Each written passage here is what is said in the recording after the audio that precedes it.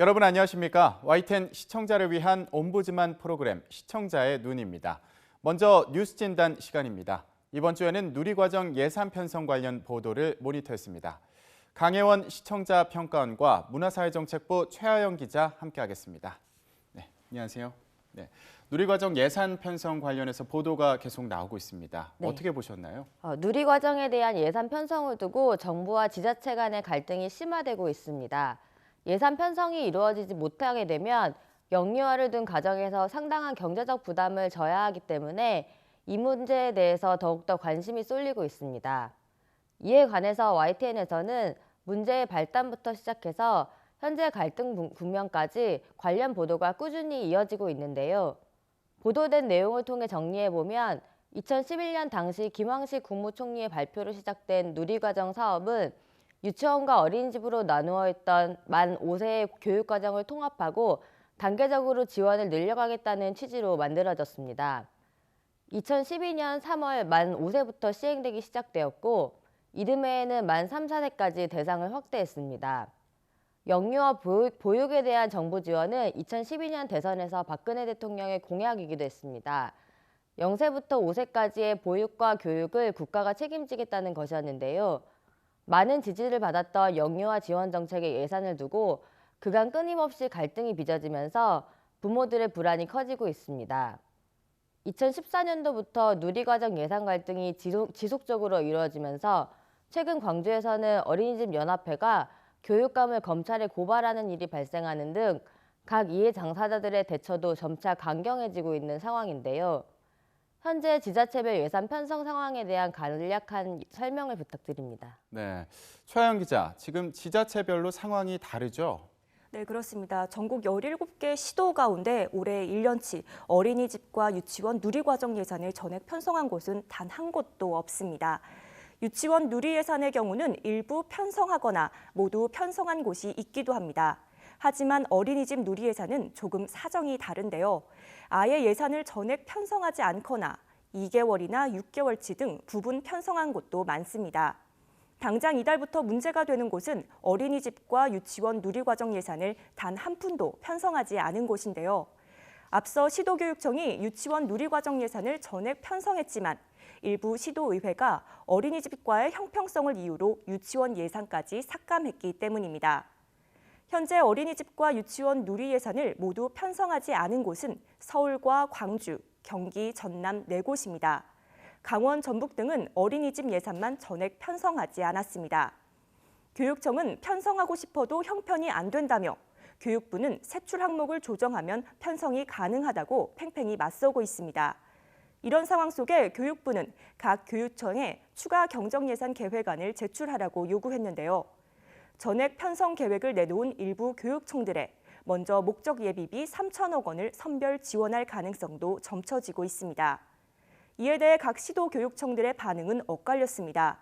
대구와 울산, 세종교육청 등은 어린이집 누리과정 예산 12개월치를 전액 편성하겠다는 추경 예산 편성 계획을 제출했습니다. 앞서 대구는 8개월, 울산은 9개월, 대전과 경북교육청은 각각 6개월씩의 어린이집 누리과정 예산을 본 예산에 편성했었고 세종교육청은 아예 전액 편성하지 않았었습니다. 반면 계획안은 냈지만 예산 편성을 하지 않겠다는 교육청들도 있습니다. 광주와 전북교육청은 어린이집 누리과정 예산 추가 편성은 불가능하다는 입장을 제출했습니다.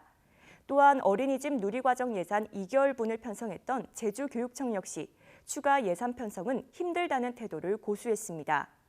이런 가운데 편성 계획의 조건부를 제시한 교육청들도 있습니다.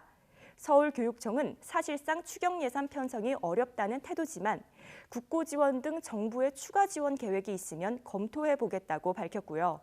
전남교육청은 목적 예비비 3천억 원의 일부가 조기에 지원된다면 조건 아래 어린이집 누리과정 예산 5개월분을 편성하겠다는 뜻을 내비쳤습니다. 하지만 교육부는 편성할 예산이 없다는 교육청의 입장을 이해할 수 없다는 모습입니다. 앞서 어린이집 누리과정 예산을 전액 편성하지 않은 서울과 광주 등 7개 교육청의 본 예산을 점검했습니다. 그 결과 교육청들이 세출 항목 등을 조정하면 활용 가능한 재원이 1조 5천억 원에 달한다는 겁니다. 어린이집 누리과정 소요액 1조 2천억 원보다 많은 만큼 예산 편성이 가능하다고 주장했습니다. 교육부는 오는 19일까지 충북과 부산, 인천, 제주교육청 등의 본예산 점검에도 나설 계획입니다. 한편 어린이집 누리과정 예산 미편성 상태로 보육 대란이 우려되자 예산을 편성하겠다는 지방자치단체가 늘고 있습니다. 경기도는 어린이집 누리과정 예산 2개월분인 910억 원을 남은 수정 예산안을 도의회에 제출했습니다. 강원도는 영월군과 강릉시가 잇따라 어린이집 누리과정 예산을 편성하기로 결정했습니다. 하지만 정부 교부금으로 지원하게 돼 있는 어린이집 누리과정 예산을 지방자치단체가 지원하는 것이 법령 위반이 아니냐는 논란도 나오고 있습니다. 네, 지금 이번 논란으로 인해서 학부모들의 피해도 우려되고 있는데요. 이런 부분은 어떻게 보셨나요? 네, 누리과정 예산 지원이 끊기게 될 경우 사립유치원에 아이를 보내는 가정에서는 30만 원에 가까운 추가적인 경제적 부담이 생기게 된다는 점이 보도되기도 했습니다. 이번 사안의 경우 예산 편성을 둘러싼 갈등이 반복해서 벌어지면서 보육 정책의 지속성에 대한 신뢰가 흔들릴 수 있다는 점을 우려해야 할 것 같습니다. 정부가 한국의 저출산 상황의 심각성을 인지하고 이에 대한 정책을 활발하게 펼치고 있지만 실질적으로는 정책이 실행되는 과정에서 안정성이 담보되지 못할 경우 이미 유아를 양육하고 있는 가정은 물론이고 향후 장려 계획을 세우고 있는 젊은 층에게도 영향을 미칠 수밖에 없다고 생각됩니다. 또 정부와 지자체의 갈등이 지속되면서 한편에서는 정부의 특별 교부금 사용에 관해서 의혹을 제기하였고 또 정부 측에서는 지자체 예산 편성에 관해서 법률 조치를 예고하는 등 앞으로 갈등이 보다 더 격화될 조짐도 보이고 있는데요. 소모적인 갈등이 지속될 경우 결국 많은 시민들이 피해를 입게 된다는 점에서 제기된 의혹들을 투명하게 점검하고 논의 절차의 적절성을 점검하는 언론의 보도가 꾸준히 이루어져야 하겠습니다. 네, 지금 이런 갈등을 풀 수 있는 대책들이 나오고 있는 건가요? 네, 당장 보육 대란이 코앞으로 다가온 만큼 중앙정부와 지방정부 사이 접점을 찾는 게 가장 중요한 때입니다. 특히 유치원의 경우 매달 25일 교육비 지원금이 지급되는데요. 불과 열흘도 남지 않은 만큼 갈등이 계속되다간 지원이 끊기는 최악의 사태가 벌어질 수 있습니다. 어린이집은 그나마 아주 조금 사정이 나은 편입니다. 유치원과 달리 학부모가 매월 15일쯤 신용카드로 보육비를 결제하면 다음 달 20일 이후 해당 카드사에 보육비가 지급되는 방식이기 때문입니다. 실제 1월분 보육료가 정산되기까지는 시간이 남아 해결책을 찾는 여유가 좀 더 있는 편입니다. 누리과정 예산 편성을 둘러싼 정부와 지자체의 갈등은 비단 올해뿐만이 아닙니다. 지난해에도 유치원 어린이집 원장과 학부모들은 예산 지원 여부를 두고 마음을 졸여야 했습니다. 지난해 누리과정 예산 역시 막판까지 진통을 겪다가 정부가 예산 일부를 우회 지원하는 방식으로 미봉했습니다. 교육청들은 부족한 예산에 그나마 다른 예산까지 누리과정에 돌려 쓰는 방식으로 보육 대란을 막았습니다. 하지만 올해만큼은 일부 교육청들도 쉽게 넘어가지 않겠다는 모양새인데요. 이렇게 반복되는 갈등을 막기 위해 필요한 건 미봉책이 아닌 근본적인 해결책을 찾는 겁니다. 먼저 문제의 핵심은 중앙정부와 지방정부 사이 예산 편성에 대한 철학이 너무 다르다는 건데요. 중앙정부는 어린이집 누리과정 예산을 지방정부가 부담하는 것이 이미 약속한 사항이고 지방재정법 시행령에 따라 의무경비로 지출해야 한다고 주장합니다. 이에 반해 교육청들은 무상보육은 대통령의 공약인데 왜 지방에 떠넘기느냐며 반발하고 있습니다. 누리과정 예산 편성을 두고 책임 공방이 뜨거운 것은 애초 어린이집과 유치원의 소관부처가 다르기 때문입니다. 유치원은 교육부 소관이고 어린이집은 보건복지부 소관인데 이 둘을 합쳐놓고 시도교육청에 예산을 편성하라면서 갈등이 시작된 겁니다. 이에 시도교육감들은 유치원 누리과정 예산은 어차피 교육부 소관이니 어떻게든 책임지고 편성하겠다고 한 건데요. 하지만 일부 시도의회가 어린이집 누리과정 예산뿐만 아니라 유치원 예산까지 전액 삭감하면서 난감한 상황이 된 겁니다.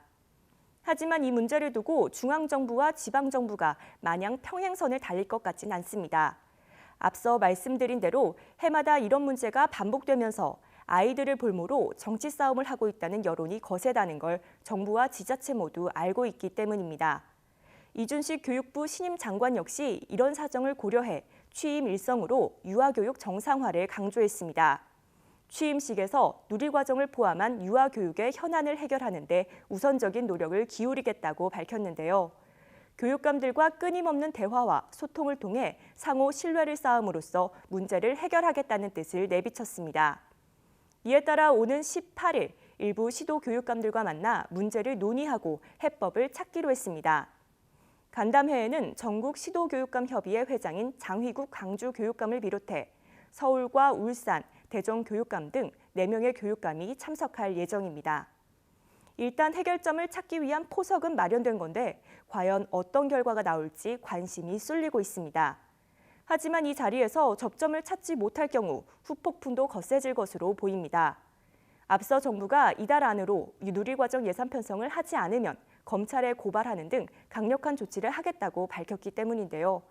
만약 협의가 틀어진다면 정말 보육 대란이 현실화하는 우려도 배제할 수 없습니다. YTN은 우리 아이의 미래가 달린 문제인 만큼 이 문제에 항상 주목하고 열성적인 취재를 통해 한쪽에 치우침 없는 기사를 전달하도록 노력하겠습니다. 네, 앞으로도 열심히 잘 보도해 주시기 바랍니다. 네, 두 분 말씀 감사합니다.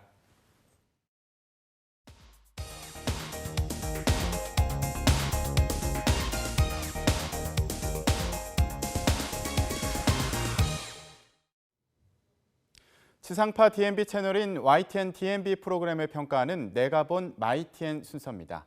이번 주에는 청년 창업 런웨이와 북한 4차 핵실험 관련 보도에 대한 곽정래 평가원의 의견을 들어보겠습니다. 안녕하세요. YTN DMB 시청자 평가원 곽정래입니다. 2016년 희망찬 새해가 시작된 지도 벌써 3주가 지났습니다. 시청자 여러분, 국내외적으로 어려운 상황이지만 올 한 해 계획하신 모든 일들이 잘 이루어지길 바랍니다.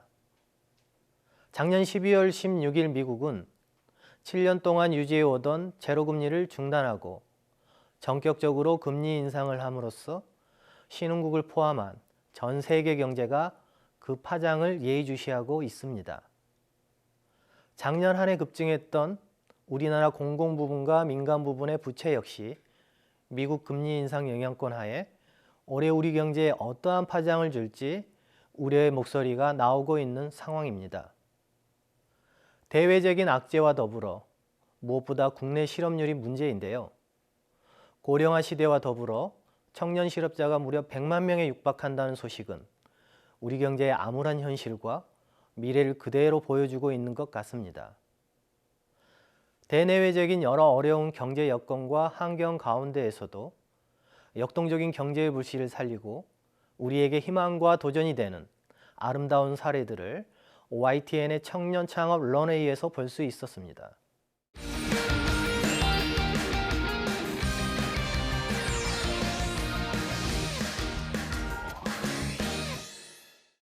먼저 청년 창업 런웨이는 꿈과 끼, 도전 정신을 갖춘 21세기 청년 인재들의 희노애락이 담겨있는 생생한 창업 스토리를 통해 시청자에게 감동과 정보를 전달하기 위한 목적으로 제작되었습니다. 특히 지난 1월 4일 방송된 청년 창업 런웨이는 작년 한 해 동안 외식 부문 창업 베스트를 모은 편으로 구성되었습니다. 방송은 성공한 외식업체 대표 창업자의 창업 스토리들을 엮어 창업 성공의 핵심 조건들을 잘 정리해주고 있는데요. 성공한 각 외식업체 창업 사례를 통해 창업 성공의 3가지 핵심 조건으로 상품성 있는 아이템, 고객에 대한 서비스, 체계적인 관리 시스템을 시청자에게 제시하고 있었습니다. 각 사례는 창업에 관심이 있거나 소자본으로 창업을 준비하는 청년들에게 유익한 정보와 창업 기회를 주었고, 외식업체 대표들의 창업 과정에서의 실패와 성공에 대한 이야기는 새로운 인생을 꿈꾸는 청년 도전자들에게 큰 유안이자 도전이 되었으리라 생각됩니다. 최근 지상파와 종편 채널에서 핫 아이템으로 음식과 셰프를 소재로 한 다양한 프로그램들이 시청자들 사이에서 큰 인기를 끌고 있는데요. 청년 창업 런웨이의 2015 외식 창업 베스트 편은 시청자와 외식 창업 관심자에게 또 다른 재미와 유익한 정보를 제공해 주었다고 생각합니다. 다만 방송 시청자에게 방송 내용을 전달하는 구성적인 측면에서 약간의 아쉬움이 남았습니다. 가장 대중적인 음식 아이템을 통해 성공한 외식업체 대표들의 창업 스토리들을 테마별로 구성하여 성공적인 창업의 핵심 조건들을 잘 정리하여 제시해주고 있는데요. 방송은 이들의 창업 성공 사례를 통해 전달해주는 내용이 메뉴 정복 필수 공식이나 고객 만족 필수 공식 혹은 시스템 정복 필수 공식과 같이 어떠한 필수 공식이 곧 창업 성공의 핵심 조건인 것처럼 시청자들에게 절대적으로 인식시킬 개연성이 있어 보였습니다. 특히 창업 관심자나 준비자들은 방송의 창업 사례를 통해 제시하는 원론적인 수준을 넘어서 보다 구체적이고 실행 가능한 방법적 측면의 정보를 기대했을 것입니다. 이런 측면에서 방송은 보다 실질적이고 유익한 창업 정보를 제공한다면 시청자들에게 더 가까이 다가갈 수 있을 것이라 생각됩니다. 미래 세대인 청년들이 새로운 안목과 해안으로 절박한 상황에 좌절하지 않고 큰 꿈을 꾸고 도전할 수 있도록 청년 창업 런웨이가 길잡이로서 잘할 수 있기를 기대하겠습니다.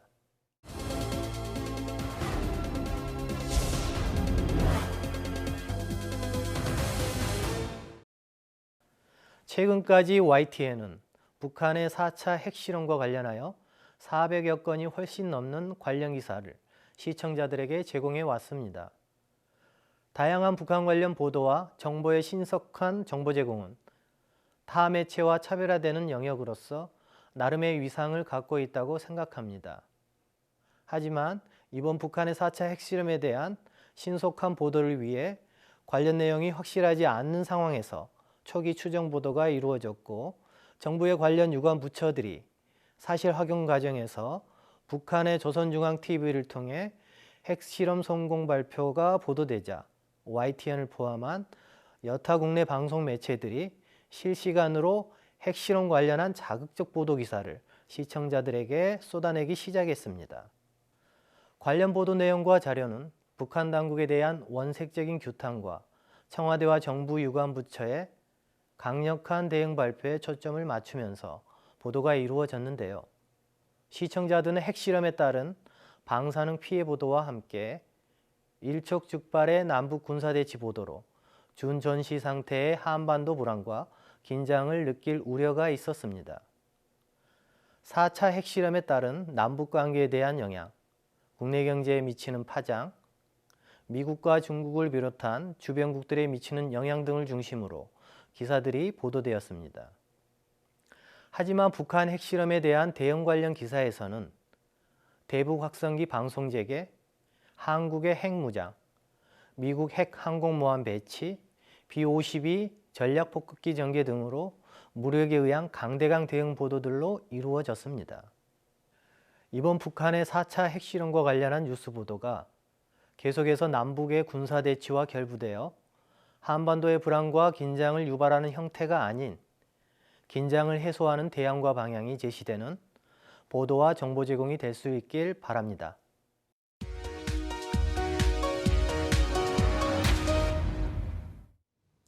이번 순서는 시청자들의 지적사항을 정리한 모니터 보고 시간입니다.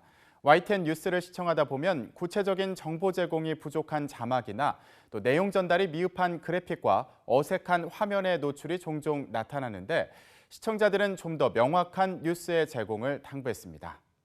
지난 13일 이슈오늘 일부에서 지역별 한파특보와 비상사태 국민행동요령을 국민안전처 홈페이지에서 확인하세요라는 문구를 화면 하단 스크롤 자막으로 고지했습니다.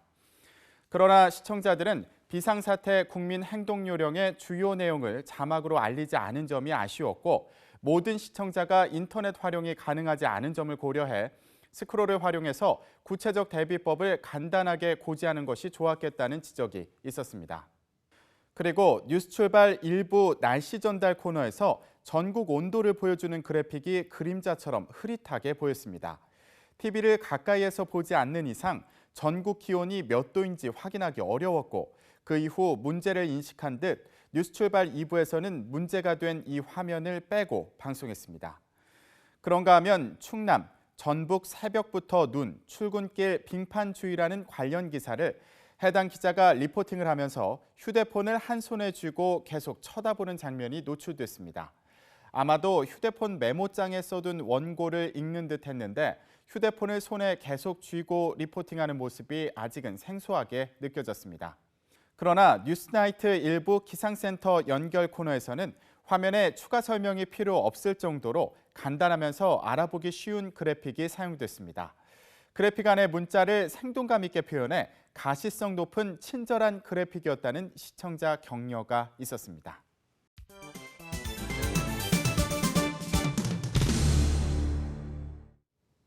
언론 전문가로부터 우리 언론의 문제점과 발전 방향 등을 들어보는 매체 비평 시간입니다. 오늘은 최은경 한양대학교 교수로부터 사회적 약자를 위한 언론이라는 주제의 논평 들어보시겠습니다.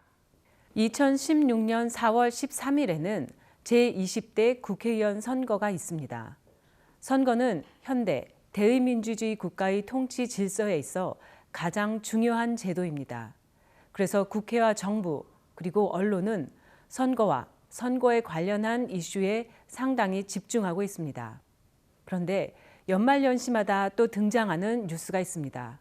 바로 사회 약자들과 이들을 돕는 선행에 관한 것입니다.